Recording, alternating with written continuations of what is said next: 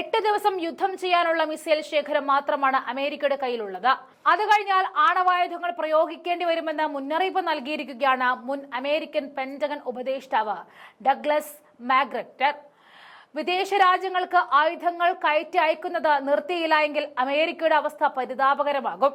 American president Donald Trump സ്വന്തം ആയുധപ്പുര ശൂന്യമാകുന്നത് കൂടി ശ്രദ്ധിക്കണമെന്നും ഡഗ്ലസ് എക്സിൽ കുറിച്ചു. റഷ്യയെ എന്ത് വില കൊടുത്തും തോൽപ്പിക്കാൻ യുക്രൈനിലേക്ക് ആയുധങ്ങൾ കയറ്റി അയക്കും എന്ന ട്രംപിന്റെ പ്രസ്താവന വന്ന് ദിവസങ്ങൾക്കുള്ളിലാണ് ഈ മുന്നറിയിപ്പ് എന്നതും ശ്രദ്ധേയമാണ്. ഡഗ്ലസിന്റെ ഈ മുന്നറിയിപ്പ് അമേരിക്കയുടെ നിലവിലെ പരിതാപകരമായ അവസ്ഥയെ നേർചിത്രമാണ്. ഈ പ്രതിസന്ധി പെട്ടെന്നുണ്ടായ അത്ഭുതമല്ല. ഡൊണാൾഡ് ട്രംപിന് കീഴിൽ വർഷങ്ങളോളം നീണ്ടുനിന്ന അശ്രദ്ധയും രാഷ്ട്രീയം കലർത്തി വഷളായതുമായ ഡിഫൻസ് പോളിസിയുടെ ഫലവുമാണ്.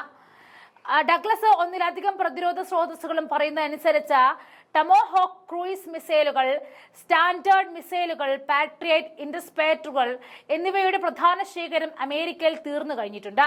മിഡിൽ ഈസ്റ്റേൺ രാജ്യങ്ങളിലേക്കുള്ള പ്രവർത്തനങ്ങളിൽ അമേരിക്കൻ നാവികസേന SM-6, SM-3 പോലെയുള്ള നൂറുകണക്കിന് വില കൂടിയ ഇന്റർസെപ്റ്ററുകൾ ഉപയോഗിച്ചിട്ടുണ്ട്.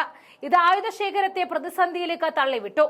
ആഗോള പ്രതിരോധ പദ്ധതികൾക്ക് ആവശ്യമായ പാട്രിയറ്റ് മിസൈലുകളുടെ 25% മാത്രമേ അമേരിക്കയുടെ പക്കലുള്ളൂ എന്ന വാർത്ത മാധ്യമമായ ദി ഗാർഡിയൻ റിപ്പോർട്ട് ചെയ്തിരുന്നു.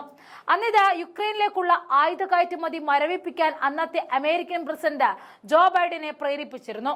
ട്രംപിന്റെ പ്രതിരോധ സിദ്ധാന്തം വെറും വാക്കുകളിൽ മാത്രമാണെന്നാണ് ഇതിന്റെ തെളിവ് കാണിക്കുന്നത്.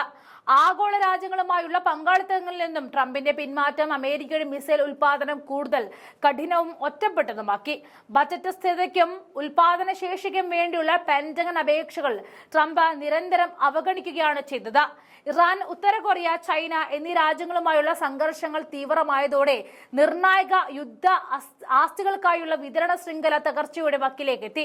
ഉൽപാദനം വികസിപ്പിക്കാൻ സൈനിക നേതാക്കൾ പാടുപെടുന്ന സ്ഥിതിയാണ് നിലവിലുള്ളത്.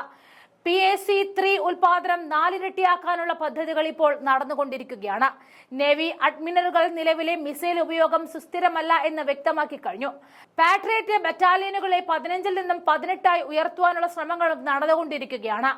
മെഗ്രാറ്റിന്റെ മുന്നറിയിപ്പ് ഏറ്റവും ഭയാനകരമായ ഭാഗം ഇതാണ്. നമുക്ക് 8 ദിവസത്തെ യുദ്ധം ചെയ്യാൻ കഴിയും. തുടർന്ന് നമ്മുടെ ആണവായുധങ്ങൾ ഉപയോഗിക്കേണ്ടി വരും. ഇതൊരു യുദ്ധമുറി ഫാന്റസിയല്ല. ട്രംപിന്റെ നിരീക്ഷണത്തിലുള്ള അമേരിക്കൻ സൈനിക ആധിപത്യത്തിൽ നിന്നും നിരാശയിലേക്ക് കൂപ്പുകുത്തിയത് എങ്ങനെയെന്നതിന്റെ ക്രൂരമായ വിലയിരുത്തലാണ്. ട്രംപ് പ്രതിരോധ ചെലവ് വർദ്ധിപ്പിച്ചു എന്ന് ട്രംപിന്റെ അനുയായികൾ പറയുന്നുണ്ടെങ്കിലും നയതന്ത്രപരമായി ഉപയോഗിക്കാൻ കഴിയാത്ത പണം അർത്ഥശൂന്യമാണ്.